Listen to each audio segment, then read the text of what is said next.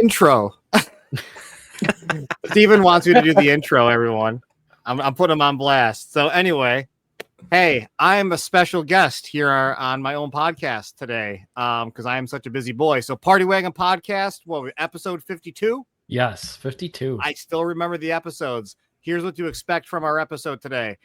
This is my first time talking to Carlos, I think, on a podcast, so it's cool. Probably first or second time talking to Cody. My camera is not set up anymore, so it's going to keep zooming in and out. So you're going to deal with that bullshit here today. And I only told one person I was coming back for this, my buddy Danny, who I hung out with in San Diego. So you're welcome, Danny.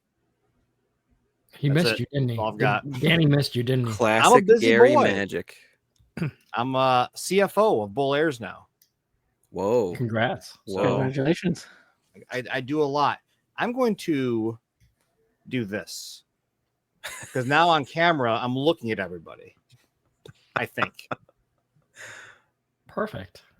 So, Gary, everyone is asking me, what did you think about SDCC? Specifically turtle related or just in general? Both. Well, just in general, I'm not going to change my verbiage. Want to blow my goddamn brains out. What an exhausting ass week. Nobody understands what goes in behind the making of something like this and all the setup and the teardown and the preparation, months of preparation. Everything is just awful. The time while you're there working is great. So if I can hire somebody to do all that stuff, that'd be awesome. But that was awful. Turtles related. I knew NECA was going light because there's New York Comic Con and then Toy Fair next year. I do have some answers if I told people we would talk about here on the episode. I saw some cool exclusives. Didn't really care about many of them. I got given some, which was really cool. And the Mezco announcement of like the movie Turtles, Jay, TMNT 1987, actually texted me, what do you think of those? And I had no idea what they were because I didn't even see them until like the following day. I went back to go look at them. Definitely prototypes, hand painted, glued together. So like I have, if we want to talk about that, we can. Everybody's opinions. I have my opinion seeing them in person, and we can just kind of discuss things. I think. Sure. So For the teardown and setup process, how much time do they give you to do that? So we got there on Tuesday, around 2 p.m. Pacific time. I woke up at 4 a.m. Eastern time, flew out there, got there at 11, got some Cheesecake Factory with the boys. Then we went to go set up. We set up from 2 to about 7, so about 5 hours on Tuesday. And then when we got there, mind you, all of like they have like the lifts, like putting everything in the ceiling and building out the big displays and stuff. We were right across from the Gundam display, the Gundam booth, which was like not really a booth, it was like a fucking block. And they were like hanging these wings from the ceiling and stuff. So like that was really cool. And then the Wednesday, the following day, we got there around 10 a.m. and we continued setting up, and we just finished around 4:30. And then the floor goes live at 5. So as soon as 5 o'clock hits, you have your preview night. So that's about what we had. I think they start setups on Monday, but since we were not, a $50,000 booth, it was, so we could have just done it in the 2 days we did it. But teardown ends on a Sunday night at 5 p.m. And they actually have contractors that do all that stuff, which is cool. But we finished up. We started breakdown at 5. We finished around midnight. So about 7 hours of breakdown. And about an hour of that was us waiting for the forklift to come and pick up our pallets to move them outside so we can load out. But as you can imagine, as soon as the floor closes, it's like all the forklifts come out and start dropping pallets and start dropping these big things, and they just start tearing down. Like that shit gets torn down immediately. They go in the ceiling, they take down all the stuff. Like they're ready to go like the next following day for something new. That's cool. Yeah, it's crazy seeing the behind the scenes of a lot of that. But we were just kind of hanging out there for about an hour of wasted time. But breakdown takes a lot, man. It's exhausting, and you're always working. You're always busy. Fucking slices of pizza are $15, so you don't eat when you're there. You've only got your breakfast, so you're just working on fumes, man. The first day we got there, I had to go to an Auntie Anne's. I paid $45 for fucking 6 bottles of water. Wow. That's ridiculous. Does paying so much for the water make it taste better, or does No, it it was like fucking like Aquafina or something. So it makes you even more thirsty. Now, if you leave something there, do they charge you or just toss it? We actually left some pieces to throw out. We asked them. We had the right trash on them, but I don't think they charge you. I'm hoping they don't charge you. But like us as a business, everything that we had to ship back. Or it was in like luggage. So like we were smart. The people we were with were Atomic Toy Box, and they had to pay in order to pull the van around to the front where there was nobody, by the way. Nobody was parked out there except for people loading out. They had to fucking pay money for that. Like they nickel and dime you for everything you do there. Every single little thing you do, they nickel and dime you. Wow. Same with LA Comic-Con. And they also in the LA Comic-Con, they all speak Spanish. So we had someone that speaks Spanish and just listened to them talking shit about fucking us last year. So we know like how they operate. That's ridiculous. That's awesome. Dude, the behind the scenes of conventions is a nightmare. Like the magic and everything that goes in and the money that goes into those things. But I mean, the good news is for anybody that cares, I will be back there next year. Bull Airs will be back next year, probably a bigger booth. But we couldn't have been any luckier with our positioning. If you've ever been to San Diego or seen photos, you probably see all those, like you see the Nickelodeon and the Paramount and all these big bombastic booths. But those are all in the middle. On the far left side, it's like all like artist alley. It's 6-foot tables and everybody's like fucking slotted together. It's so bad in my opinion. And then on the other side, it's all vendors selling comic books and shit like that. And they do the same thing, but with bigger spaces. So it's really congested. You're going to be walking through. You're going to miss so much because of like there's small guys and big guys. But for us, we were right in the middle of the convention floor, pretty much, or more to the left. We were kind of closer to like the Funko and all that stuff. But like Steven got to see photos. Like I could see the NECA booth like two aisles over, so I could see everything going on. But we were in the walkway of like everything crazy, so our foot traffic was absolutely insane. So we just had such a wonderful experience on the show floor, and we got tons of licensing opportunities. Fucking Stan Sakai is like cool. we're so Usagi Yojimbo is like in the works already. We closed the Pee Wee Herman deal today for work, which was a big get for us. And then we fucking met Kerry King from Slayer. We got a Slayer thing working. We've already got a meeting set up for a band called Guar, who was there, who's like upset, who really wants to work with us. And we got like Bob Ross offered to us. We got all these crazy things. So, like we were in such a great prime spot for this foot traffic that all these people stopped by, didn't know who the fuck we were, and they're like loving everything. So, I mean, for us as a company, it was a dream come true. But on the back end of everything, what a nightmare to do. Wow. Who came to your booth that like shocked you the most? Or are you just like so jaded that nothing shocks you anymore? So there's one so someone walked past my booth and didn't stop, and it really bummed me out because I didn't have time to go say hi. There's this girl that used to work at IGN. Her name is Stella Chung. She's a freelance now. But she walked past my booth and then just like looked and just kept walking. And I was like, I wanted to say hello. Like I get to meet like all these cool people all the time, and like I'm friends with there's a guy named Brian Altano who still works at IGN. Yeah. I used to listen to his stuff. Yeah, so like I didn't get a chance to go see Brian this year. We hung out last year, but not this year. It's like there's like all these cool people, but like I think Stella Chung was the one that I missed that like I was really bummed out about. And then like one of the actresses from Stranger Things came over when I wasn't there, which was a bummer. And then my buddy Ray was with us, but he's friends with Walter Jones, Black Power Ranger. My favorite Ranger. I've already met him, and we've talked many times. Like he came over when I wasn't there, so I was another big bummer. But like that's really all the like cool ones, and I feel like I just wasn't there when they stopped by. There was a lot of cool people that I got to talk to, but Those are probably like the more higher up that people might know. When you meet people now, do you just enjoy it, or is there a part of your brain that's like, I gotta get them into bull airs, I gotta hook them?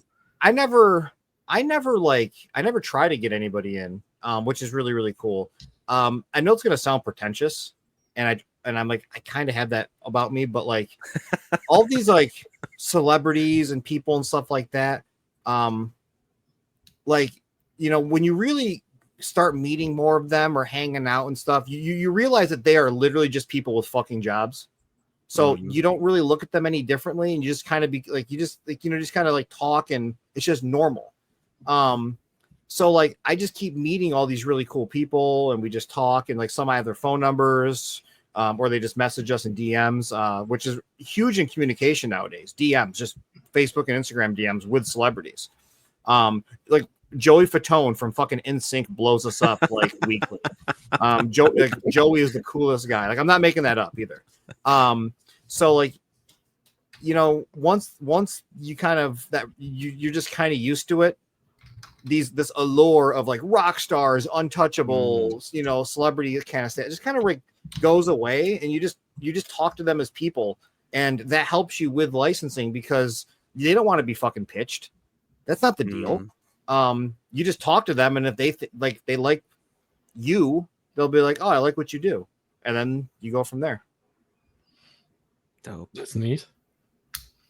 So Gary, I know you. I was watching Geek Dad live from the preview night, and I saw you I went was to your there. booth. How was your partnership with Mad Hatter and his Flipboard? How did that turn out? How'd that go? Yo, Flipboard was sick, man. So when we were at San Diego, part of the way we got in was we were with a licensor. We didn't have like a dedicated booth. We were partnered with a licensor, which is how we got in. And I had this, and Near was like, hits me up, is like months ago. And he's like, hey, I got this exclusive Flipboard. What do you think? Don't show anybody. I'm like, that's awesome. And then he hits me up not too long, you know, maybe a month or two before San Diego. And he's like, would you guys be able to sell this? And I'm thinking like Michael, who's our licensor, like I've only met Michael once at a licensing expo. I don't know his temperament. I don't know if he's going to get pissed. So I'm like, you know, we can do it, but I'm going to have to hide them and all this crazy shit. So anyway, when we get there, I tell Michael about it. I'm like, hey, we're going to have these figures at our booth. We're not going to display it. It's going to be behind our tables. You have to ask for it, which was a joke. It was kind of like, do you have anything in the back room joke, like Target having people check the back. So we had that. And I said, but the idea is like, I want to bring new people over to our area. So that was kind of like my pitch. Like, this is really, really cool. At this point, we were already fucking locked in. So even if he was pissed, they were still coming. So at the end of the show, I asked him how it was. And he says, brilliant idea. I told my COO, he said, this was such a brilliant idea. They couldn't have been happier with the way it was because we've got so many more people to our booth. We only had 30-day 1, 30-day 2, and then 12-day 3 to sell. And then the rest were online, and they sold out, crashed the website, everything. But people were just coming and asking about it. And then they had the special piss tank in there. So we made them open it up while they were there to see if they got the special piss tank, which everybody had a ton of fun with. So really interactive. Flipboard, honestly, Near did us a favor by us doing him a favor by selling his shit. And we took no cut out of it. So anybody who cares, we did it all. I did it all for free because I wanted to do it for fun. I didn't ask for anything. I was given a Flipboard that is actually being sent to a friend of mine who unfortunately lost his father-in-law on preview day. He had to fly home early. Not really, I'm not gonna say who it is, but honestly, for everybody out there, I've been pretty vocal about stuff like this. If you see someone struggling with suicide and thoughts like that, don't ignore it. So unfortunately, that person had to fly home. So I'm giving him my personal Flipboard because he wanted one. So that's how we kind of really did all that. So super cool. Expect more collaborations from us with them in the future. That's cool. That's really cool. Yeah, that exclusive is pretty badass. It's really fun. Yeah, I wish I could have got one, but nobody offered me one, Gary. Toy Stalker, dude. Toy Stalker had them.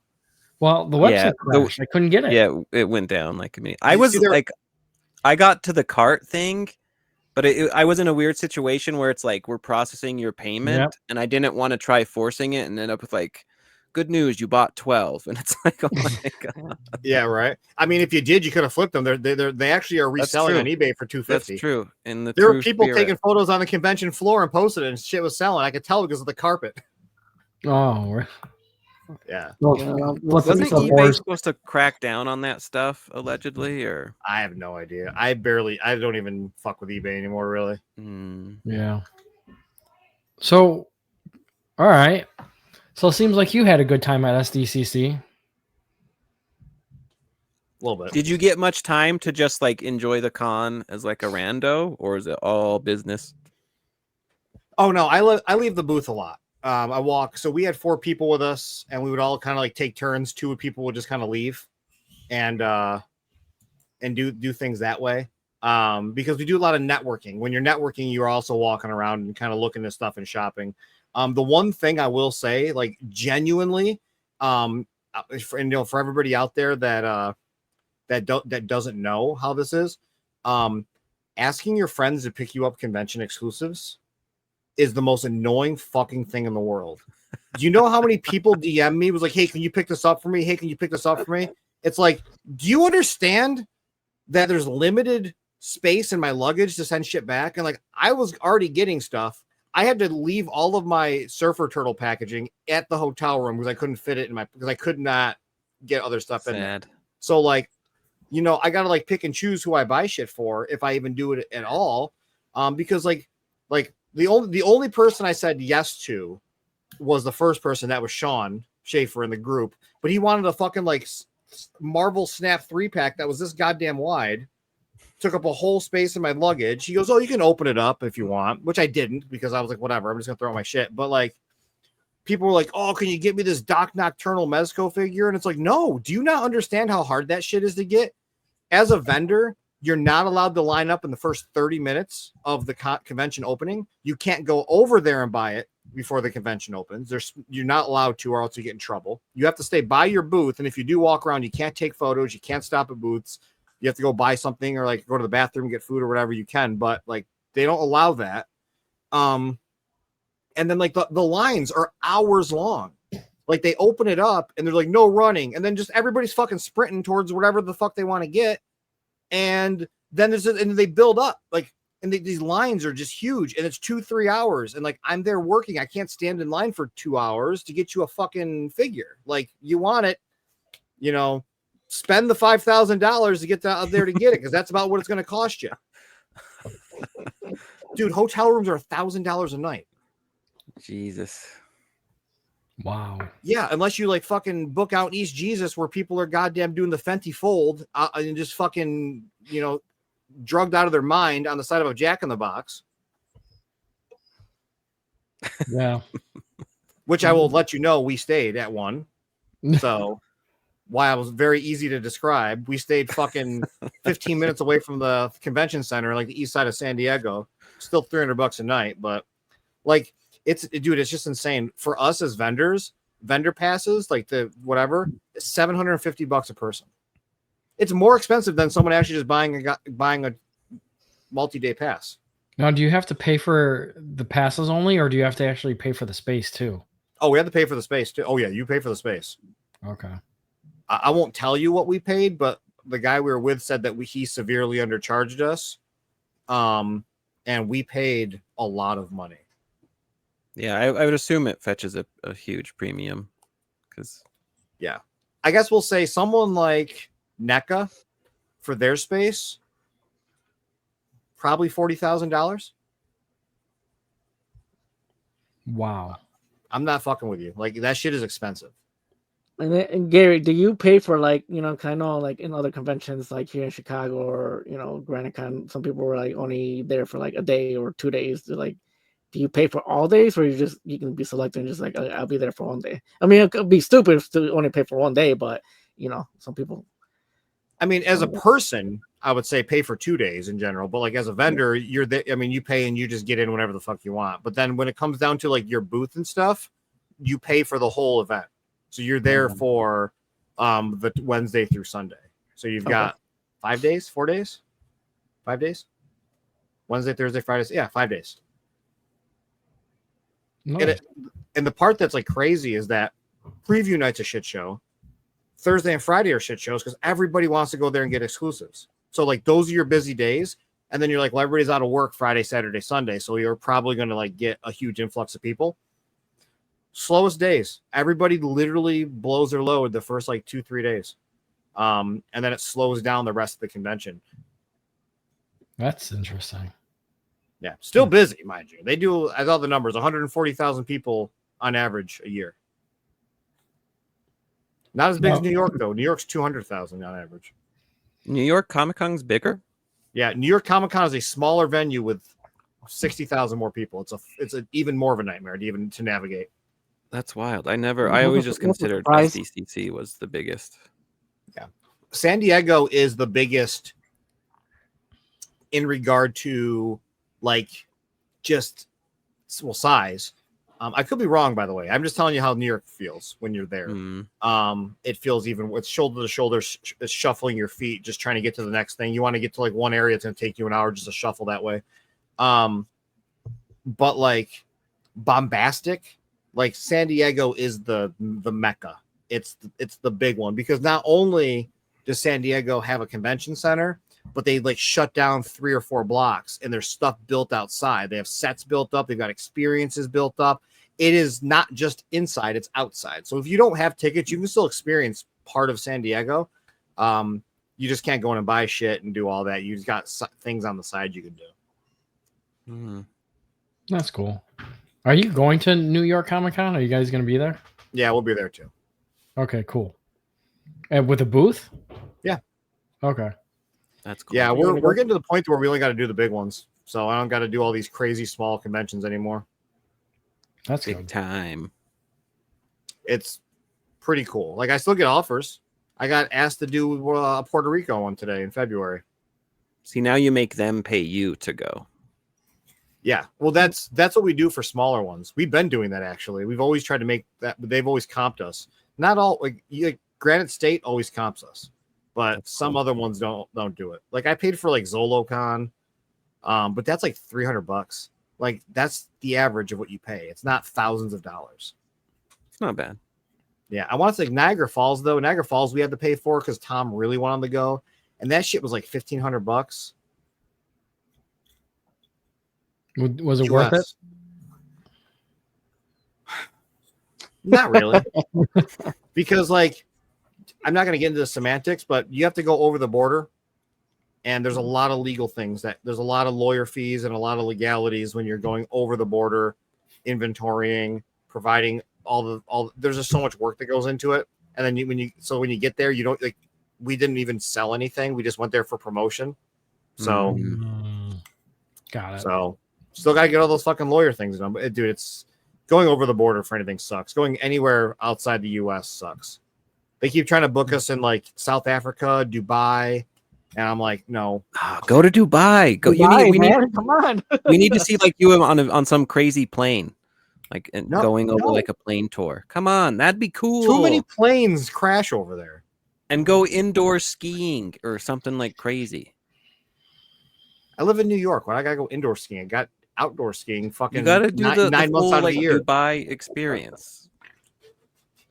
Just have them fly you out and give you a gold, Belaires, Hell yeah. So, Gary, you kind of brought up the Mezco turtles. What are your thoughts on that?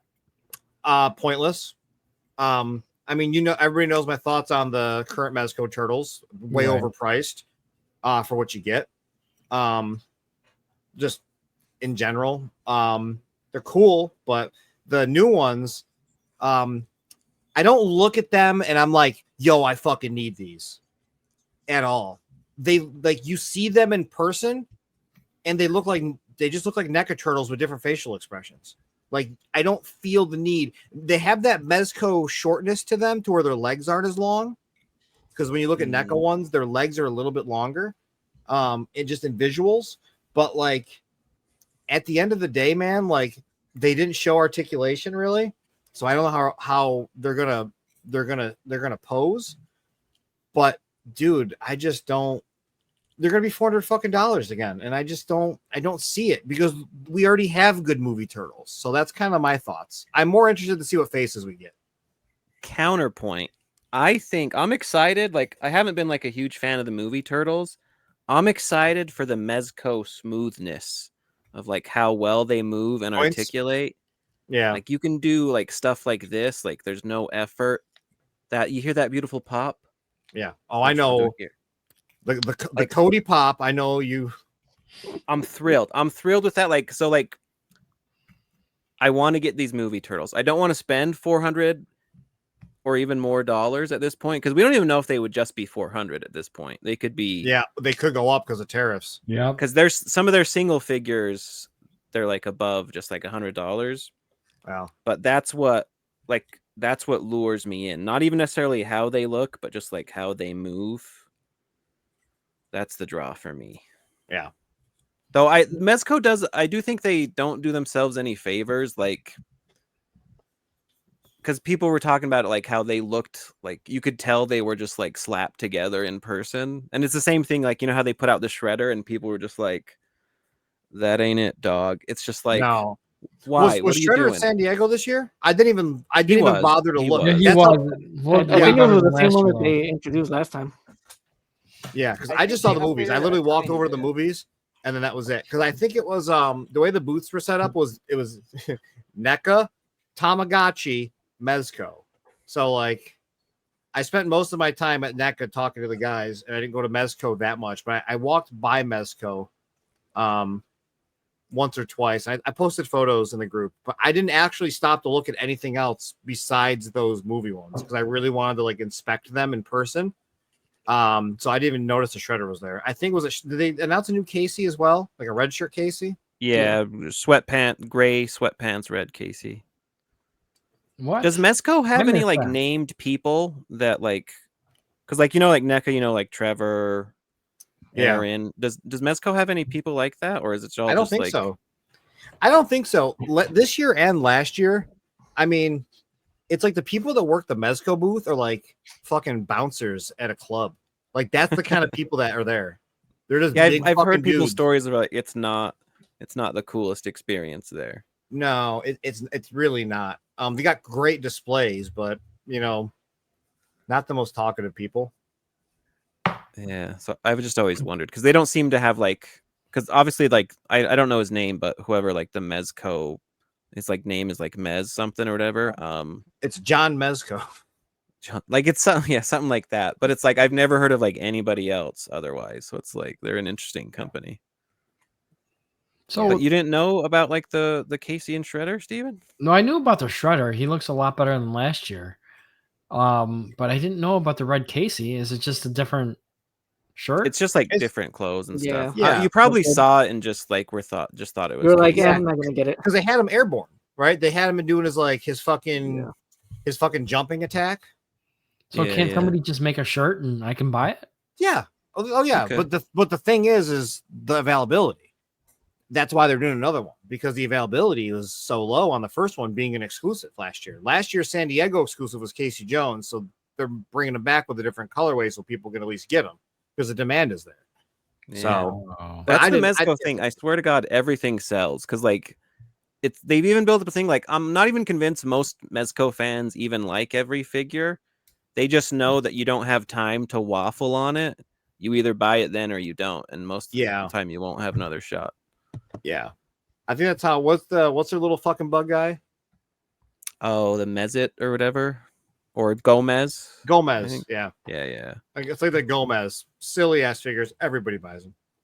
Yeah. So when's Shredder supposed to be released or pre-ordered? I don't think they gave any dates or anything. So I'll be getting the next Shredder. year, honestly. We haven't gotten anything Turtles this year from them. Yeah, I've only got I got the realistic ones, and then I got the Toon Raphael from someone in the group. I don't have any of the other tunes, so I have Casey, so I'll probably end up getting the Shredder because he looks pretty cool, but I'm not getting another Casey. Yeah, I'm not either. So you know someone's gonna make that red shirt, so I'll wait for that. Yeah, exactly. Yeah. It's not even like his clothes aren't even that like complicated, so it's like you could easily just make your own. And they could do. I'm sure they'll do like different accessories, which is usually where things get really cool. Yeah. But I don't know what else you would really do with Casey even. Yeah, they'll put a fucking sewer cap in it or some shit. Exactly. I'm still waiting for Mezco to do like different heads, like an accessory pack. They're not known for accessory packs, are they? No, but I wish Yeah, they I were. don't No. think so. I mean, I think they have like some like weapon-ish ones, perhaps. But yeah, you would think the heads would be like a no-brainer, because especially like give me a non-drugged out creep Donnie head. Jesus. Yeah, I don't know who approved that. That's just rough. If it was one of them, sure, but like all three, they're like, what if he's just a psycho all the time? Like, I would love to ask someone why they did that. Yeah. Speaking of Donnie, let me tell you, fucking best in show, the Mondo Donnie. Mm-hmm. They're like The 1/6 scale Donnie. Yeah. So I went over to that booth Tuesday, and I was talking with Peter, who's in the party wagon, by the way, in case you didn't know. Mondo is like Mondo in general is in the party wagon. Including like there's a couple of people, but Peter was showing me like the prototype. So I got pictures of it exploding. I sent it to the group chat, right, Steven? Yes. I said, these don't go anywhere. So like this was before he got put together. So I got to take photos and get some really close ups where the glass got put up. And I was like, oh my God, can I send these to Mad Hatter? And he goes, no, I need him to experience it in person. So it was best in show. But for those who didn't see the live stream, did they do live streams? I don't know. If they didn't see the fucking panel, Peter had already explained it to me. So the idea behind the new line is after the first movie, I think they said, if the story continues and just keeps going, what would happen? So they're dropping them in a way, and he probably said this in the fucking panel, I don't know, but this is what he told me personally, is that each character is going to have like a storyline. So I don't know if it's going to be like a card or a mini comic or some kind of blurb, but it's going to explain a part of the story. And then each figure that releases will have additional information, which has a start to an end.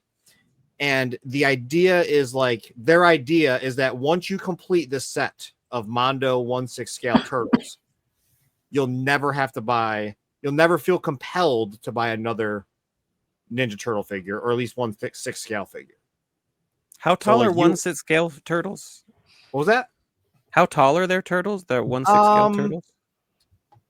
Good Lord. Well, so they're over here. They come up to about the dick area of a NECA quarter scale. What is that measurement? Like, what is this bizarre calculus we're forced to do now? I don't know, dude. Fucking turtle dick height. I don't know what to tell you. Because if 1/12 scale, if you're 6 feet tall, you're 6 inches. So 1/6 scale, you'd be. They're like 12 9. inches? They're like 9-inch. Okay. So interesting. Yeah, they're not as tall as a quarter scale for sure. I mean, 1/6 obviously, but because I've been like the Heat Boys, the Heat Fig. Yeah, Heat Boys are quarter scale. Or, well, like quarter, they're 1/6 scale. They're turtle ones. They're like 20 centimeters, which is like just shy of 8 inches. Would that be considered 1/6 scale? Those are 1/6 scale. I misspoke. They're 1/6. Okay. Barbie, Ken, like stuff like that, like toys. Those are 1/6 scale. So I'm trying to think of other things. I got nothing. But yeah, it's like that's your 1/6 scale. So they're bigger than that's 1/6 scale right in your hand. I don't know why I didn't think about that. Yeah, they're that big. Okay. Yeah. But they're thinner. They might be a little bit taller. They had those there. I didn't compare them. Like gives it away. But as a height, like it's kind of interesting because like 1/6 scale seems like it's giant, but it's really not like so much bigger than like a normal figure. Yeah. Like it's bigger, but it's not. It is bigger. I mean, to be blunt with you, I wish I never bought the other Mondo figures now or turtles, the new ones. These ones? I rather save my money for the other ones. These are so cool though. Yeah. Oh, there goes Cody. Slash, my God, the Slash Yeah, Slash was cool. That's what I saw first at the booth. I was like, wait, like, I'm talking to Peter, and I'm like, that fucking Slash over there. So I started walking over to Slash, and then I see the Donnie. I'm like, wait, hold on, let's look at Donnie. I never made it to Slash, which is really funny because during the show, people don't know this. Like, I have a contact that I'm working with. He's a wrestler. His name is Danhausen, and he was there looking at the Donatello, and I walked over to him, and I was like, I gotta ask, Danhausen or cosplay? And he goes, and he's like in character, Danhausen. I'm like, I'm Gary from Bull Airs. He goes, and he just breaks character. Oh, what's going on, dude? Because I've been talking with him in email about doing a deal with him, and it's just really funny. Because at Comic-Con, you don't know who's in character or who's. That's funny. That's funny, especially when their character is essentially all made up all the time. Yeah. So it was really funny. So he was looking at the turtle stuff, but dude, that Donnie, man, the Donnie looks good. I didn't get to see the Shredder and the Leo until like later that night when everybody was. Did they have them, or was it just like pictures on slides? Just pictures on slides, because that's how I saw them. I didn't see them physically. I just saw the Donatello there, and I mean, take it from me, if that ends up being like $250, still worth it. Like, do we know when they're going to be released?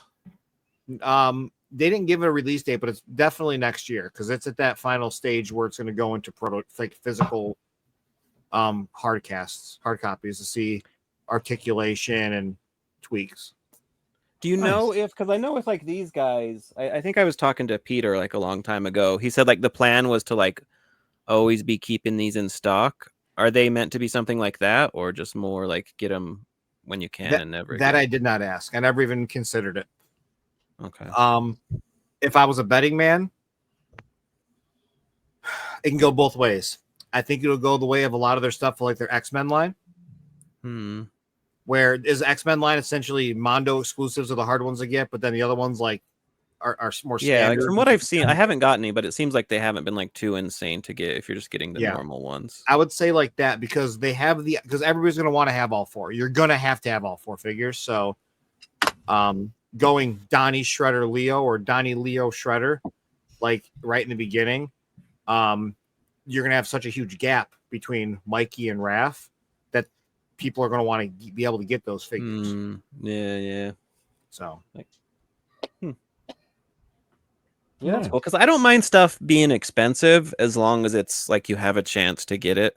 Like I don't mind casually getting something expensive, but when they're like nuts on the table, $300 right now, and it's like Jesus. Yeah, and spaced out. Like space that shit out. Because yeah. 4 turtles is $1,000 if it's $250. $800 is still a lot of money. Agreed. Agreed. But they're worth it. They're my favorites. That was my best in show. I think the other one I was really excited about, which I will admit did not know about, were the Fortnite turtles with NECA. The Fortnite turtles, yeah. Those are pretty sick. Those are really cool. When those skins came out, I was talking to my buddy Danny about like these models are perfect for like really cool action figures because of their elongated legs and stuff. They're gonna have a lot of good mobility, like articulation and posability. I said these would be made great action figures. I really wish they would do them, and like I didn't expect anybody to ever actually do them. So the fact that NECA's doing them was like perfect. I'm so excited. Yeah, I think those could be some of their most like successful figures ever because people love those. Yeah, those will like, be when you talk to just like people who aren't even like in the collector game, they're like locked in on Fortnite turtles. Yeah, funny enough, I showed one of my friends one of our release next week for work, and he just goes, dude, I just realized that you guys are like the Fortnite skins of the sneaker community. And I was like the funniest shit. That's hilarious. Yeah, we have a Gundam themed set coming next week. That's sick. Nice. Yeah. Very cool. Very cool. All right, so Gary, next topic. You said you possibly have some news about NECA. Oh, everybody's been asking about it. And I did ask if I could talk about it, and I was told yes. So everybody keeps asking about. I mean, I feel like some people have already talked about this in the group because other people did ask it, but I don't know, whatever. But the fucking giant Krang and the kitchen dial. Everybody keeps asking about that shit. And what pisses me off is that on goddamn Friday, Trevor removed everything off the bottom row and moved it up or something and just had an open spot that I was like, what is he going to put there? Never put anything in it. It was just an empty spot the whole fucking show. So like, I don't know what happened there, but what I do know is that both are still 100% a go. Still a thing. They're not canceled. Don't worry. My shirt says fuck. So the Krang is going to be still released. They don't know how yet, but Trevor said there's a probability that it's going to be a NECA store exclusive because of how expensive it will be. When it comes down to being expensive, he was like, we don't have pricing on it yet. But you know, it is bigger than one of the quarter scale turtles, and those usually are around like 140. I told him, so sorry to everybody in the community. But I've asked around, I've talked to people. People are assuming 200 to 250 for something that big because of how expensive like that fucking Marvel one was, like those Marvel Galactuses and shit. Yeah, Ant-Man. So like I said 200 to 250, and he was like, okay. So, you know, we're probably going to see him being between 200 and 250.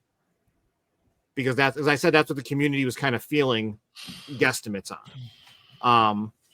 You hear that, folks? Gary caused the price to raise for Krang. Wow. He was like, wait, we could charge more. I mean, even if it was like, let's say the highest at 300, people who want it are gonna get it. You know, like you know, and you know, this is something that not everybody's gonna want, and sad that you can't afford, but you know, just like it's an online, you know, like a GoFundMe or something. Get it for $300. You get what you get shipped. You're good to go. People, I'll buy 2 of them. You know.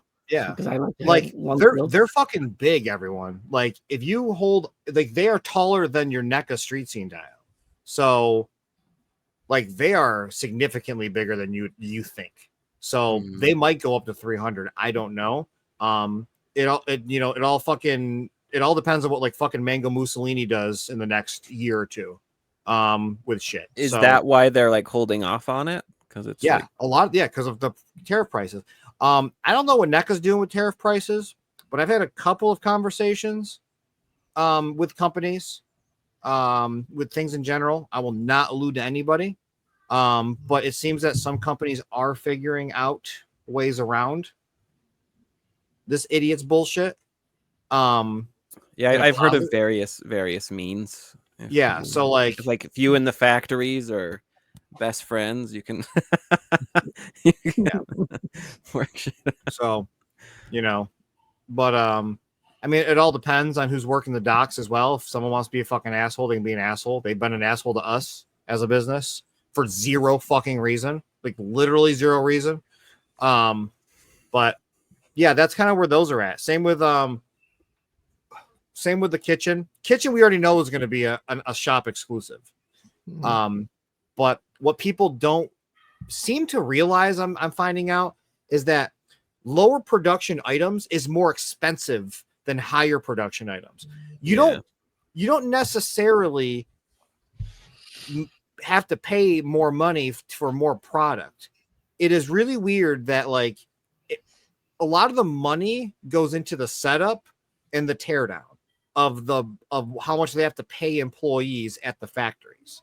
There's a lot of that. So you've got your MOQs, which are minimum quantities that you have to go by. But then you have to figure out like, well, if we make this many thousand, how much is it there? But if we have to drop that down 1,000, how much is it there? And then you have to figure out like how much they're going to sell. We see the amount that sell on the boxes, right? When we get our boxes, it says like 31 of 2,100, right? Now, think about that number and then look at a McFarlane thing that's super limited exclusive. And it says like out of 10,000 produced. Yeah, I have a Freddie Mercury figure that's like limited to only 12,000. And I'm like, that's a fucking seems like lot. A lot. So like NECA is in a run. So like I'm gonna talk a little bit of shit. That new 3-pack deal with like the Casey Jones and the Lost Years. Yeah, because those they said they're like those are our smallest runs ever. Which to me, it's like I don't think you need 7,000 Night Watcher Aprils. I think that's enough, but No, maybe I'm wrong. That's about average from my understanding. Like I'll never get real numbers. I'm never going to actually ask because it's none of my fucking business. But like the movie April, remember the movie like Shitty Knees April? Yeah. It said that it's her box said that they made like 39,000. Yeah, which is a lot. But like when we got Splinter and Baxter Stockman, that was the most produced tune thing we'd ever seen, and that was around 9,000. So I feel like NECA has a lower production on a lot of these things, but like when you see stuff sit, I think those are the higher production ones. But that higher production is still, I think, around like 10,000-12,000. They're not making Hasbro numbers. You're not seeing that much shit. Yeah, because I think the Casey and Karai were like 10,000 or something. Yeah, he said. But they're still, it's not even sold out yet. No, they're not going to be. But They know that no one wants those, so they're giving you numbers to get FOMO. I do it every fucking day. Oh, okay. I get it. We announced a drop today of 45 pairs of shoes because I'll have a better chance of selling all 45 if I say 45 than saying there's 100 available. Because if I say there's 100 available, 25 sell. Right. That makes sense. No, I get it. It's FOMO. You got to hit people with FOMO. Yeah. So that's probably their normal fucking allocation. Just no one knows it. That's what I was thinking. Because like, I mean, obviously it's probably not enough to like do like 4 deep in Walmart all across the country or whatever. But I've also like, I don't know what your Walmarts are like, but mine, like I could go in and get any NECA figure currently without issue. So like, it's like limited. I don't know. Those figures look sick though. Yeah. Yeah. 3 out of my 4 local Walmarts. Nope. 2 out of my 4 Walmarts, because 2 are the newer model Walmarts. So they got rid of those sections. So the older Walmarts. Mine's slowly been shrinking it down. You can see like the aisle slowly contracting. We talked about this in the Party Wagon weeks ago.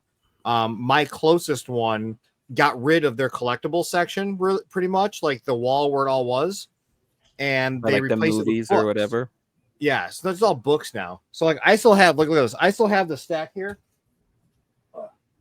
of like shit that I haven't opened up yet, but I got like all the little kids for $2.50 a piece. God damn. So I got, that's a deal. I got a bunch of kids. I got last year's Mikey. I bought another one just because why the fuck not? He was $17.50. So got another one of those guys. So $17.50 for him. The fucking the black red the white and red fucking turtles, the first turtles. $18. Casey on his bike, $18. So all the 2-packs are $18. They just got rid of it, so they just mass clearanced it out. So check Walmarts with these things, because even if they already have that section gone, if they don't have a spot, if that product still gets shipped to the store, it clearances. Yeah. Right before this podcast, I was at a Walmart and they just randomly got shipped those new Star Wars Hasbro Revenge of the Sith figures, where it's like, I think it's Cody, some fucking tentacle head guy with like one of the Jedis, and then like fucking Count Dooku or something like that. I don't know who they are. I don't know Star Wars. And they were all of them were in clearance for $17 because they don't have space for them. It's the same place I got all the biker mice from Mars for $5 the day they came out. Yeah, mine has the biker mice for $8. Yeah, now they do. A year ago when they came out, this place had all the Barnyard Commandos for $8, the all the biker mice for $5, and then the fucking Robo Force were $8. So I bought all that shit. Like, why the fuck not? What a time to be alive. I don't understand how Nacelle is doing it. Like, they had like a good booth size too. We had stuff at their booth this year, so we went over and hung out with them for a little bit. Like, and he's a cool guy and he's nice, and like he replied to a comment of mine saying like they are profitable or whatever. But all I've ever seen is them just like sitting on shelves. So I just my mind is boggled. Just for my own safety, boy, do I got stories, but Okay. No, What we're kind not of talking stories? about- I say safety as in I'm not going to talk about them, but I've had some experiences. The toy One guy that mafia works there, his name is will kill him. Brian. Brian fucking rules. So Okay. if you're at San Diego Comic-Con, you probably ran into Brian. He was there a lot. So Isn't that Brian like Volkweiss or whatever? That's a different Brian. Oh, I forgot. Oh. That's the other Brian. No, this is a Because different he's like guy. the Brian, like he's like the owner Yeah. and stuff, right? Yeah, Brian Volksweiss. Yeah, I don't know. Maybe I'll tell everybody the stories when when we're not recording. Okay. So I want to know when they're gonna pre-order or put the kitchen dial. I'm still waiting for that one. I got a spot right there. Dude, probably when our fucking douchebag president stops fucking around. Like nobody can figure out. Like nobody wants to release anything. They don't know. Yeah, it must be a nightmare as a business trying to like do Yeah. any kind of planning. Because what's it going to be?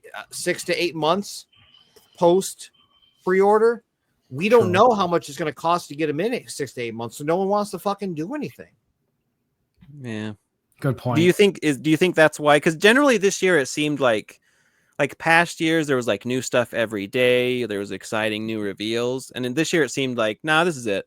Yeah, that kind of disappointed us. You don't need to come back. Yeah, Like there was really not much to show at NECA this year. yeah. No, I didn't like. Outside of a couple cool things, like, I mean, we didn't really get a lot. Like, with like NECA, at least for like the 2012s and stuff, it says Q4, so like we know those are coming at end of year, but you know, because even like last year they teased Slash, so I was sad there was no Slash. No, they showed him on a slide. Sorry, it was the slide. oh, they showed his weapon last year, and then they showed him on the slide. Yeah, you're correct. Yeah. Yeah. I mean that a lot of that stuff's still like kind of fine, and you know, with samples and stuff like that, a lot of that shit just gets shipped via DHL. It's not freight, so you're not really getting hit. You might get dutied, but you know, duties are, you know, minuscule. Okay. Here's another question for you. The 2012 Turtles, they're not going to be Target exclusive, right? Because they're not the OG or 87. That I don't know, but I would hedge my bets that they're not, because the idea of Target exclusive figures, as we're all seeing with the Toon line kind of slowing down when it comes to releases, is not profitable anymore, and their profits are coming from everything else that is being put everywhere. Because we got to remember, NECA doesn't make money when you walk in there and buy that shit. NECA makes their money when they wholesale it to that vendor. If that vendor makes money on it, the vendor makes money. But you walk into Best Buy and you see all that shit on there, NECA already has all their money. The only thing it does hurt is if the reseller doesn't think that it's profitable to buy more, then NECA has to change, or any company has to change their ideas. But I always see this all the time with the group. It's like shelf warmers, stuff like that, right? We've talked about this. Shelf warmers are good because then that gets new fans. That is the point. They're not oversaturating their allocations. You know, you don't know how many of those are sitting in the back room or how many reorders they've done. So like those are new fans getting stuff. They do have to, you know, put stuff on sale every once in a while, like they did at Best Buy with Last Ronins and everything like that. But at the end of the day, like, you see more products still going out to Walmarts, despite, you know, Shredder going to $15. The Archie Shredder's $15, right?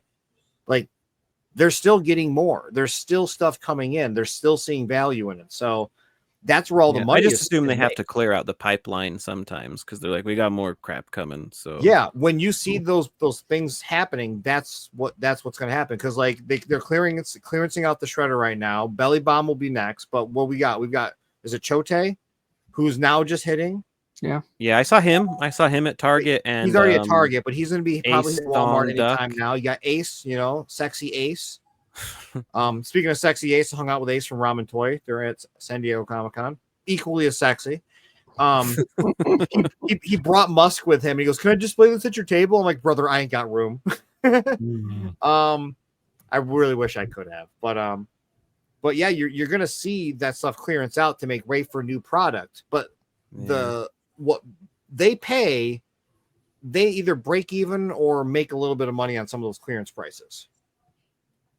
Because somebody told me how much, it wasn't an ex-employee, but somebody had told me how much Super 7 pays for their figures compared to their actual price, and it fucking blew my goddamn mind.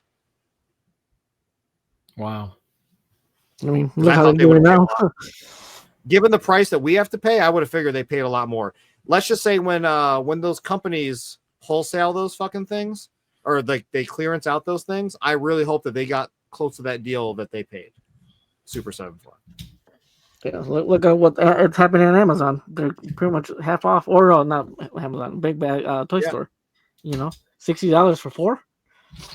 Yeah, I've got almost every single one up until like I think I have series 1 through 9 in my office that I've had up for sale for 3 months now. $20 a figure. No one gives a fuck. Yeah. Get the whole set Super for like 7 $600 clearance still does happen though. You can tell like companies must have ordered a lot less as it was starting to happen, because you can still get them. But so when people are like, "Oh, just wait for the 2003 Turtles to hit clearance," it's like eventually, sure, but it's not going to be like next year. Yeah, because I think something just hit clearance last week. Some of the newer ones. It was like the Triceraton wave. It was. I think it's like wave and like Punkerdon or something like 10. that. Yeah, and I saw those hit, and those are much lower numbers when it comes down to it. So like you can see that they're not clearancing everywhere. It's just whomever that one was, Big Bad maybe, or Amazon. Usually it's Big Bad. I think Big Bad still kept ordering the most. I don't really see. Maybe people just don't talk about Entertainment Earth anymore. But I never hear about Entertainment Earth stuff. Yeah, and I saw that someone posted about that, and then one of those situations was like, didn't someone here say that you had to pick them up or because they probably weren't going clearance? And then someone's like, yeah, it was going. Fuck you. Like seriously, like at the end of the day, like if anybody hasn't fucking caught on yet, I was trying to like encourage people to allow people to keep their fucking jobs. Obviously it didn't work. But yeah, there's that. But also it's like no company, like if they've had to clearance like 10 waves, they're not going to be ordered the next 5 waves in the same amount. Right. They're at some point they're going to be like, let's pull back. Like which is what they did. Much. Yeah, that's why not everybody is clearancing out those more recent waves. It's just like I think one company was, so they probably ordered too many. They missed the memo. Yeah.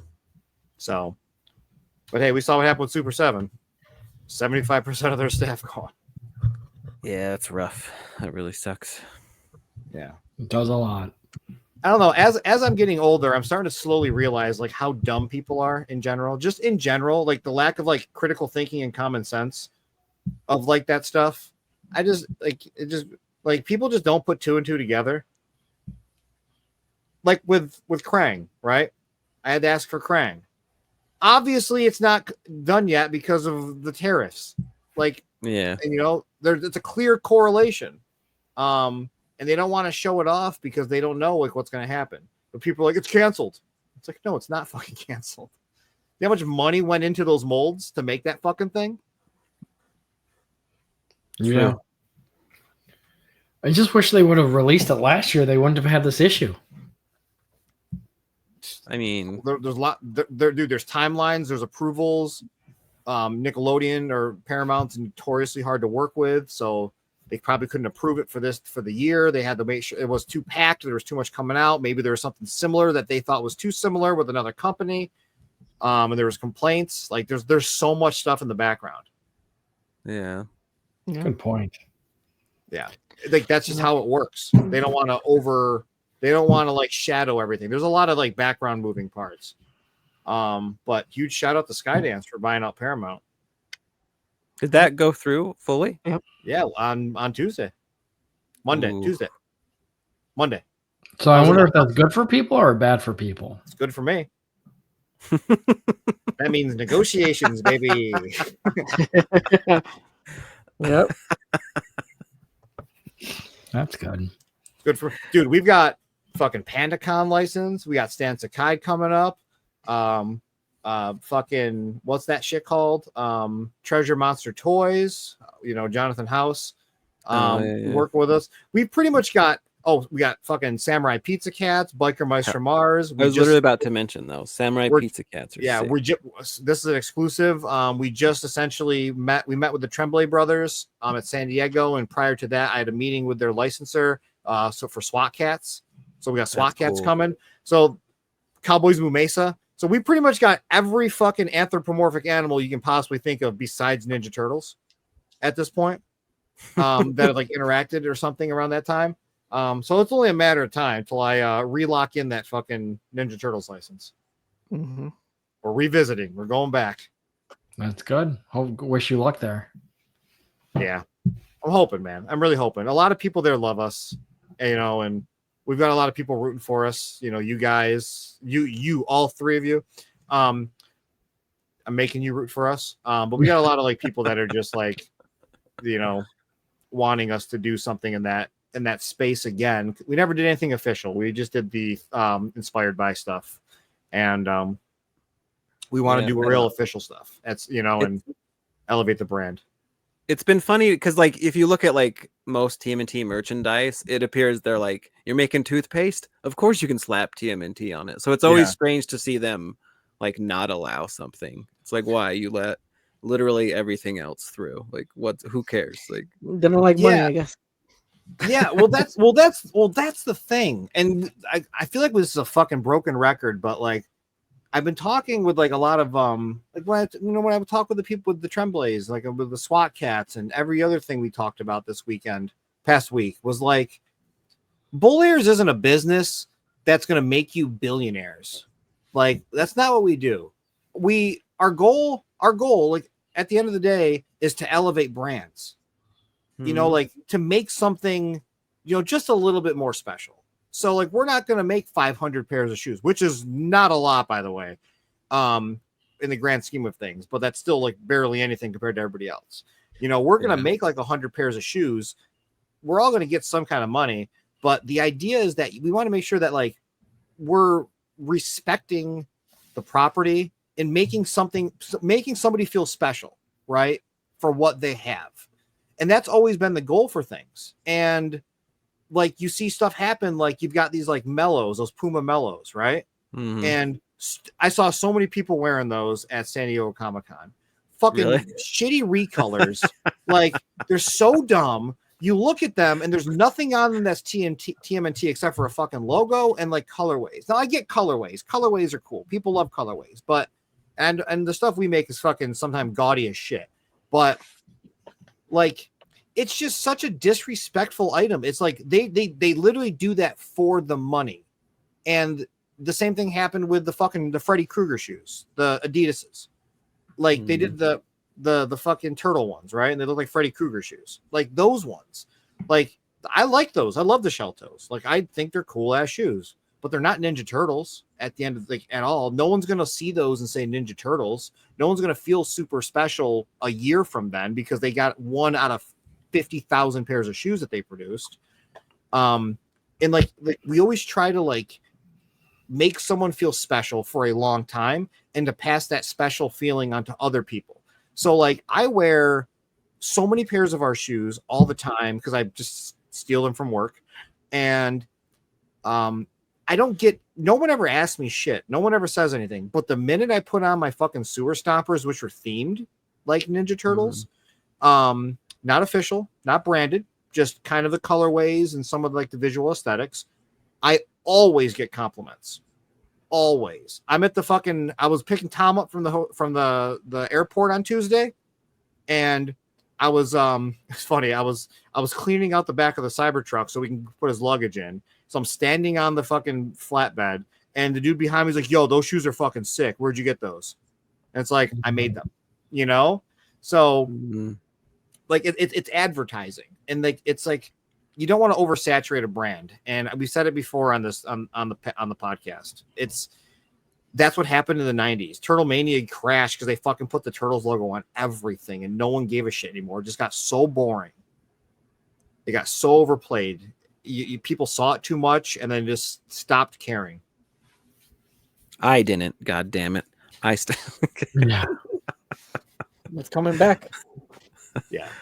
Yeah, I mean that's how it has. That's why it has its waves. It comes back. People kind of forget. They get nostalgic. The stuff comes back. They slap it on fucking erasers and pencils and pens and Pez dispensers, and it gets kind of crazy again, which are all really cool. I think all that stuff's really cool. Everybody's got to chase that dollar, but when it comes down to like overproducing stuff, that's where I kind of like want to be special, and that's kind of how I feel about that. God, this has turned into Gary bitching about shoes again, didn't it? Yeah, it's okay, Gary. As long as you're talking, that's all that matters. So, no, I hope the best for you, Gary. I'm crossing my fingers because everybody loved those shoes. So I would love to do more, but I would love to do official ones. Yeah, hopefully with the turnover, that would be cool. Until then, never again. Yeah, exactly. Tom cleaned his office out of turtle stuff. He's done. He's like, I don't even want to see this shit anymore. His favorite franchise outside of Star Wars. He's just so fucking sick of seeing it. Which is funny because my office is just ceiling to the floor. Just turtles. Yeah. So what else is on the list to talk about? I think the last thing was Playmates, right? What's Playmates doing? Godzilla TMNT, baby. Dude, those were sick. Those look really cool. Those are sick as hell. Really pointless, but really cool. Well, that's to me, that's peak TMNT right there. Like goofy, amazing crossovers. Yeah. Those figures look so fun. I'm all in on those. It's smart. It's cool. Like you said, it's just goofy. It's cool. It's not needed, but it's fun. So I don't think that those are going to sell to any kids, to be completely honest. Those are toys that are made for adults. No, Godzilla though is super like I have a friend, her son, like she can't buy him enough Godzilla figures. So I feel like Godzilla might, because they like Stranger Things crossover, Street Fighter, those ones, it's like I don't know how smart that was to do, but I think TMNT Godzilla might be like one of the smartest ones they've ever done. Yeah, we'll see. I still think they're made. I still think that they're made for like old heads. Oh, totally. It's like, because like the Godzilla fandom is huge. Mm-hmm. Yeah. Like Carlos was saying, I do think like earlier you were kind of alluding to like Playmates is going in like a better direction. It kind of seems. Yeah. That Raphael Last Ronin that you did, that they're doing, that I think you did a video on, Cody. Yeah. That looks sick. It looks good. It looks so good. They can fix the goddamn joints, but that's not the point. Like the point of I think he might have, because like I looked back at the original Ronin. The original Ronin does have rocker and swivel feet. Just the sculpt limits them so much. Raph looks a little different, like because it looks, you can just see like a ballpoint, like the peg in like a different spot. So I'm not sure it'll swivel. But it's interesting to see them like fully capable. Like we know exactly to make what you want. Like I'm talking about more of like a visual aspect, the way like the pins are and like their shoulder pieces. Like it's flush. Like you can see the pins to move their. I mean that. Luckily, the pins don't bother me too much. Yeah. I don't. They do bother me, but it's not going to stop me from buying it. Yeah, I think that one could be pretty soon because usually I've noticed like it'll, because they've gone up for pre-order on the Australian toy websites. No. Like a few weeks ago, they had the 6-pack for pre-order, and then lo and behold, it's at Target. So I think RAF could be very, very soon. Though I guess they said October, but seems like a lie. Yeah, I'm sure whoever's in the fucking Midwest, like Steven, is going to start seeing him show up at Target in a goddamn week, and then we're going to be all freaking out for the next 2 months from the show up. Oh, well, it sucks that it's Target exclusive, but yeah, I've got the original black one. Cool figure. It's just like the first Ronin I didn't really like because I'm gonna ruin it for everybody. It just reminded me of like a grandma in a nightgown because it's got like such a big like upper torso with like the little legs coming out of it. It just looked like it just looks like a fucking grandma in a nightgown to me. It is like very babushka. Like, yeah. And like as someone that grew up with a short Italian grandmother that always wore nightgowns, like that's what I see. Like Grandma Ronin. So that's hilarious. Yeah. Hopefully they do Leo and Donnie. That would be sick if they keep going. It'd be really cool. They better do Leo and Donnie. Yeah. Because he's straight up like they showed him like the newer images, like you can like jam the arrows in him and stuff. So it's like they know exactly what they're going for. Yeah, I can't imagine they're not. Those sweet action features for kids, jamming arrows in your toys. I don't know. I think Playmates. I mean, granted, like I'm not a kid and I don't have kids, but I feel like if kids are anything like I was as a kid, that's exactly the crap I liked. So I think they're kind of underestimating, like, because I watched RoboCop like all the goddamn time when I was a kid, like, and RoboCop is insane. So like, I think kids are capable of liking way cooler stuff than they put out. Yeah. Well, and Last Ronin's also not a kid's book. Yeah, for sure. So maybe they just know their audience. Maybe they just know that it's going to be for adults. We'll see. Yeah, because I think people were asking about, the Mutant Mayhem, like when the turtles are in clothes. I think they scrapped Donnie and Leo because they like on one of the panels or something. I think someone asked them or somebody asked one of the people, and they said like due to lack of interest. Yeah, I have the first two, and we saw samples of those, right? We saw those at they had like Donnie in his like purple hoodie and Leo in his like blue shirt. So I don't think those are gonna come out anymore unless they that's really stupid. I'll be honest with you. I'll probably just trash those other two, the two that are, because I only bought them because I wanted the full set. Yeah. It seems like they're pivoting more heavily into the reissues and like hopefully the remasters. If they keep doing remasters, you're golden. I personally want to know how long it's going to take to see Scratch hit the market. Because a Playmates employee confirmed Scratch to somebody close to me. And that was didn't Playmates like advertise on Instagram the little on their they showed like on their Instagram they advertised like I think they advertised him and Half Court and like it was some like I can't remember the way they worded the post, but it was like very cheeky. Somebody I know DM'd whoever runs the Instagram. Take it with a grain of salt because those people are usually just hired people, but they asked, are these two figures products that Playmates is going to be releasing? And they said, yes, these are actually going to be re-released figures in the future. And we already know Scratch is the most expensive, easy to get, rare figure out there. So it'll be fine. It'll be cool to get another one for those who can't get them. That'd be cool. I'd get them for sure. Yeah. I'd get them for the accessories. I'm going to stand up. Although I don't know, they kind of usually on the reissues they skimp on the accessories, so who knows what ones they actually put in.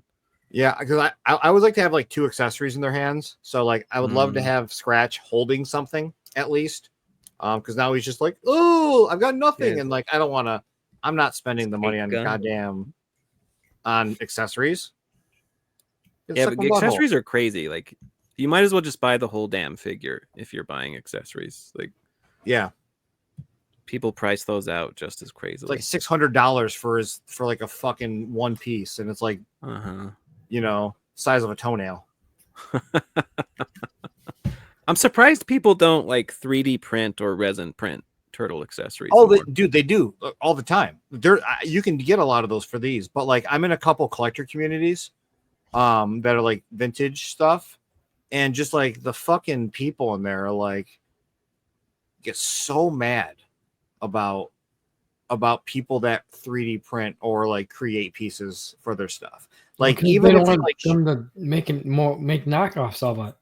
And they hate that too. But like there's sometimes I'll just see people that just like do stuff and they'll like post a photo like, oh, look at that, I'm 3D printed this, and like everybody's immediate reaction is like, fuck you, you're gonna try to resell those. No, those are gonna go into circulation and people are gonna think they're real. It's like, not everybody is looking to make a quick buck on this stuff. So and also with that, like that there is validity to that, but if you're really looking for real stuff, you know what to check for. So it's like, what are you gonna do? Like if you can't spot it. There's some pretentious assholes in the vintage collectors community, and people. I have a lot of people that I talk to that all feel the same way about like specific ones. And it's like, dude, they're just fucking toys at the end of the day. Like, just have fun with it. I know stuff's expensive, but like, there's no reason to belittle people that like are just kind of have fun with some of them. I agree. Is Cody frozen, or is he just thinking really hard? I think I was actually admiring Steven's collection. I was wondering, Steven, what do you like, and everyone, like, what's your most, because we know Gary loves the Mondo. What was your most favorite reveal? Or figure there?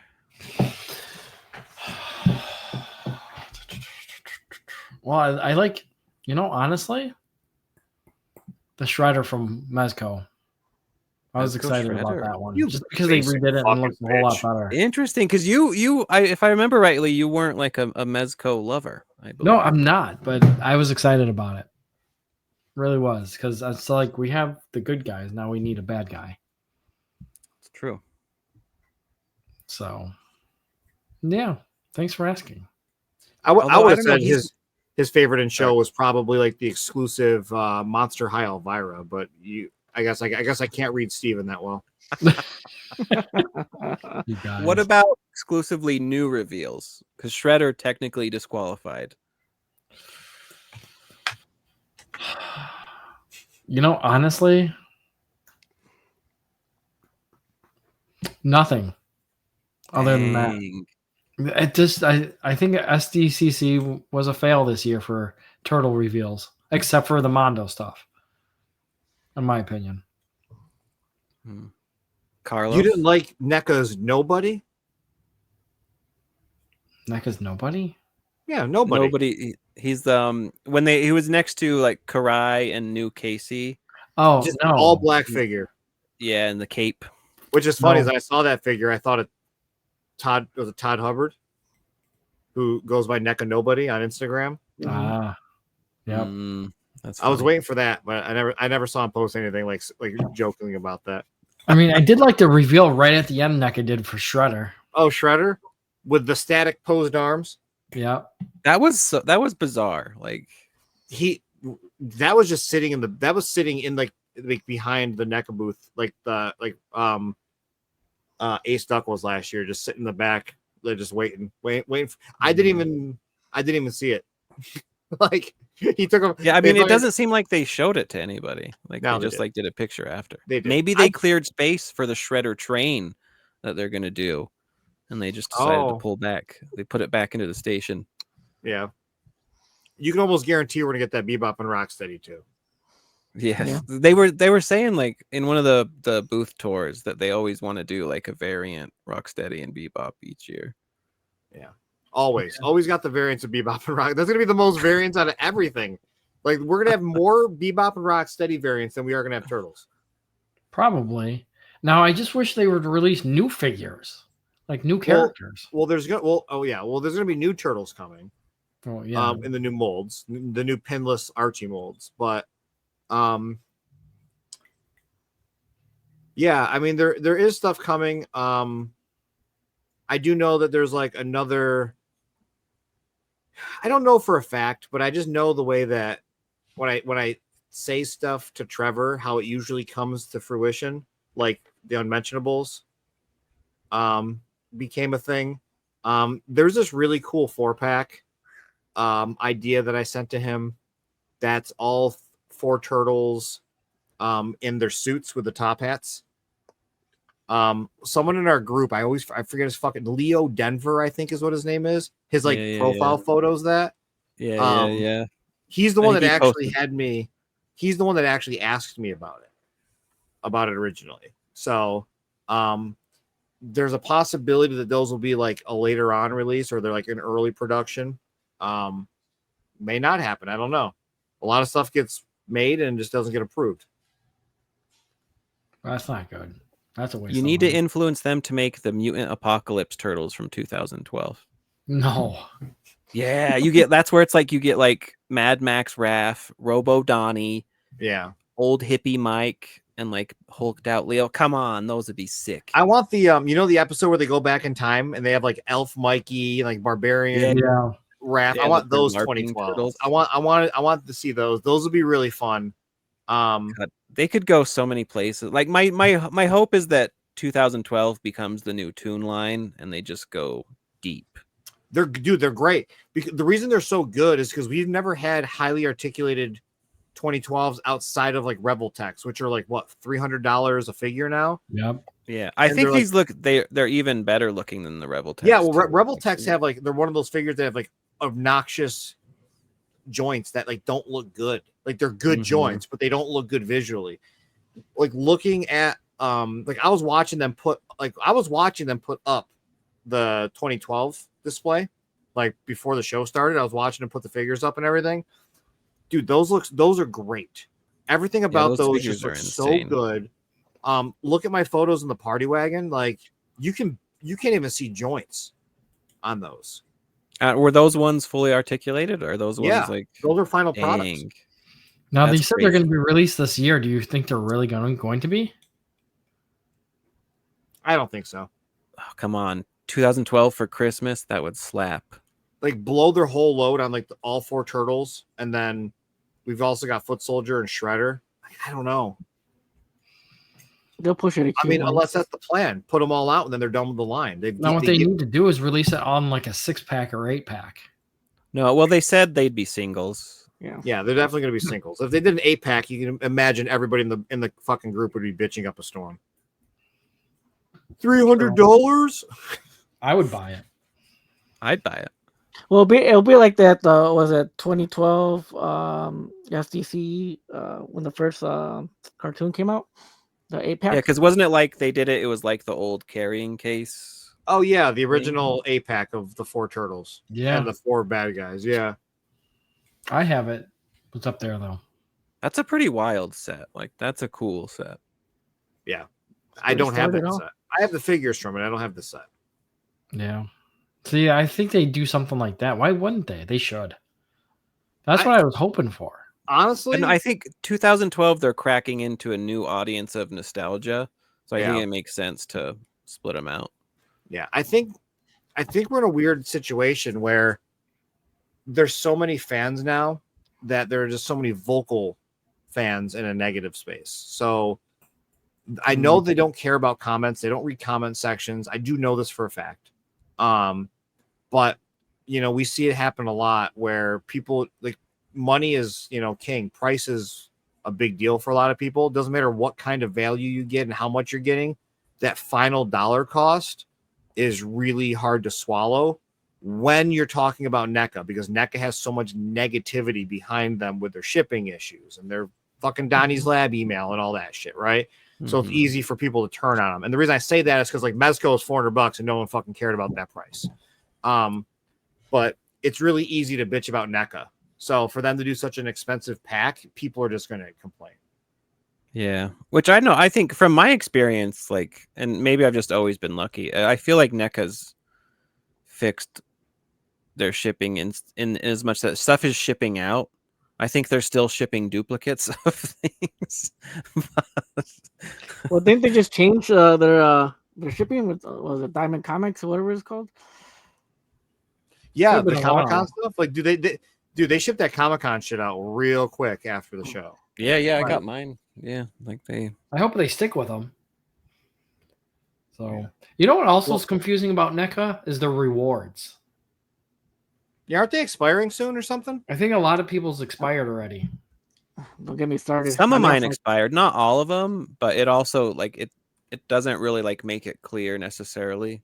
Yeah, for me, I don't really give a shit because I already have everything. Well, it's also like I looked at what I could redeem. I could get a gargoyle figure. Yeah, it's like they need to add better stuff up there. Well, because the others are sold out, so it's like there was one. It's been like that since like the beginning. You know, I can never. Yeah. Rip to the gargoyle line. Yeah, unfortunately. Should have been a placement. Yeah. Yeah, I mean, like I can get like it sucks because like I have all the gargoyles, which are cool. I could probably get the fucking like the Ultimate Steel Clan robot, so I can get like a second one for my army build, which I don't even give a fuck about. I have those fucking those clan robots, and like I have like a whole bunch of those, and they're in my entertainment stand because I bought them, and then I don't give a fuck. Like I have every gargoyle figure, and like in my office, I have all the individual gargoyles, like the figures themselves. But like in there, like I bought them and then just stored them away. I'm like, why did I buy these? because they're not like mainline figures. I bought like the red, the black, and then the Xanatos, and they're just shoved in there. But it's a great surprise when I open it up and I'm like, oh shit, I bought these. Nice. Yeah, but yeah, like the rewards are we got Demona, we got the Sega Genesis version of Goliath, not even the regular Goliath. Hudson, the Clan Robot, and then we've got black and white Dracula, and then out of stock is black and white Frankenstein, Wolfman, and then we have glow in the dark Wolfman and glow in the dark Frankenstein. And out of the Universal monsters, I only collect Frankensteins, and I already have them all. Yeah. It's a very strange system. Yeah. See, I might just. I don't know. I still don't understand the perks, like, because even like when it's like you're a gold member, I still haven't seen like any perks you get above. Well, I mean, once I got $20 off, which was nice on the anniversary set. Oh, that's speaking of money off, did you see the people during San Diego Comic-Con able to stack that $40 off code? They were just hitting stack multiple there on the vacation turtles. You could just keep putting in the code and getting it cheaper and cheaper. Took $40 off every time. Yeah, Carlos did. Yeah, dude, my buddy was like, "Yo, Gary, you gonna do that?" I go, "No, they know my name. I'm not gonna fucking do that." Did they cancel those orders? There's no way. I got mine yesterday. Like how cheap did you get them? I think $80. Jesus. Yeah, I saw most people were getting it down. Like you can put it in like 2 or 3. I was like, you put in twice guaranteed.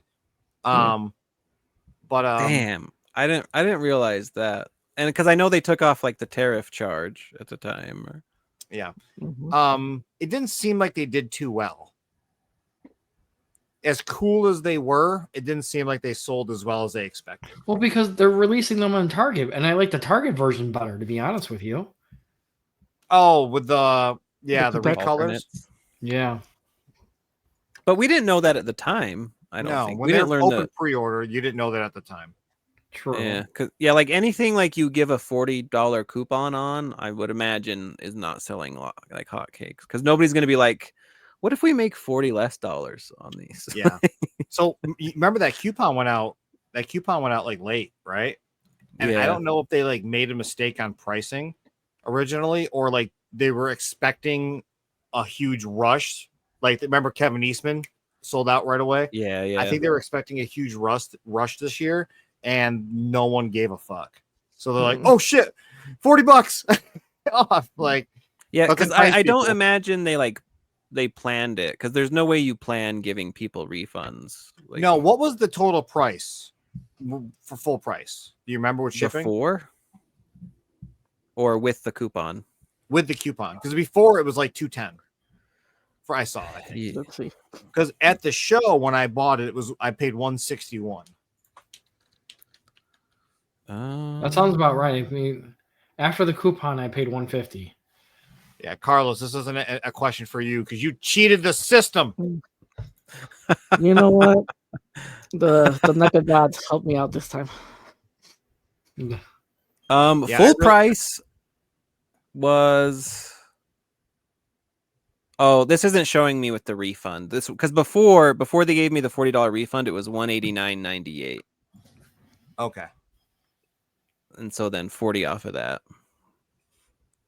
For a second there, I was like, damn, I got ripped off. Yeah, I'm looking on their website right now. They got a lot of stuff in stock. Crying Hound's only $39.99. Wasn't he $50 originally? I think so, but there was some like goofiness with like between like Walmart and Target and like different prices for a time. Yeah, they got some cool packs up here right now. You can do so if you want to get into the Lost Years pack, like how they had them displayed at San Diego, where it's like all the characters, all 3 turtles, Mikey and Casey, $145. That's not bad. For all 5.